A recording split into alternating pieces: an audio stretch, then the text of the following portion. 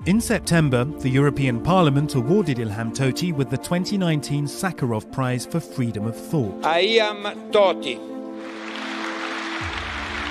The first step is to tell the truth, to tell the world what's happening in Xinjiang. Tell the world who is Ilham Tohti and what he has been doing. So to give him an award is a good thing.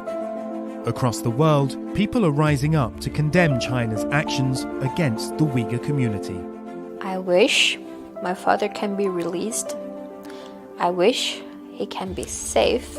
I wish all the other families, just like me and my family, they can be reunited one day.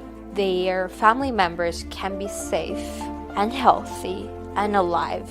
And I wish people just can live in peace without hurting each other.